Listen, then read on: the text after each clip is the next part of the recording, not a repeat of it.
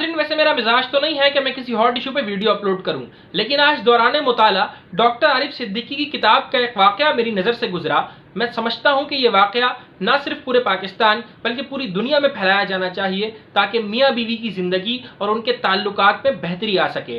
नाजरीन, ये वाकया है उस एक जोड़े का कि जिनकी शादी को 12 बरस बीत चुके थे और उनके यहाँ कोई औलाद पैदा नहीं हुई, लेकिन अल्लाह ताला के फजलो करम से उनके यहाँ 12 साल के बाद एक बेटे का जन्म हुआ।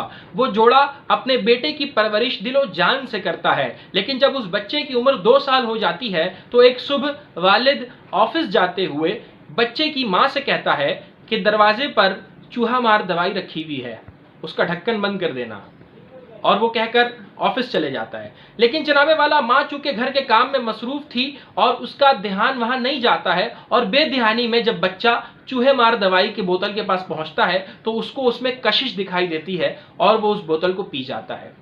नाज़रीन मोहतरम, चूंकि वो एक जहर था और इसकी वजह से बच्चे की तबीयत बिगड़ जाती है, उसका चेहरा नीला पड़ जाता है, उसके मुंह से झाग निकलने लगती है। माँ इस सिचुएशन को देखती है और फौरन अपने बच्चे को लेकर अस्पताल जाती है, जहां वो बच्चा दम तोड़ जाता है।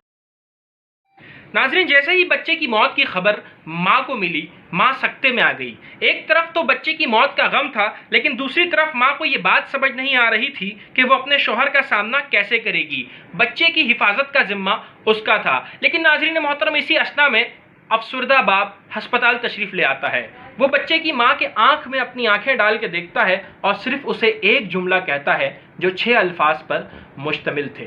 वो 6 अल्फाज क्या थे? शौहर ने बीवी के आंख में आंख डालकर बीवी से ये कहा कि मैं तुमसे प्यार करता हूँ। शौहर का ये फिक्रा बिलाशुबा गैर मुतवक्के और दानिशमंदाना था। बच्चा मर चुका था, किसी भी तरीके से वो जिंदा नहीं हो सकता था, और उसकी मौत पर माँ को जिम्मेदार ठहराना बेसूद था। उसने भी अपना अकलौता बेटा खोया था और सदमे की वजह से वो सकते में थी, और सिर्फ उसका शौहर ही था जो उसे इस कैफियत से निकाल सकता था।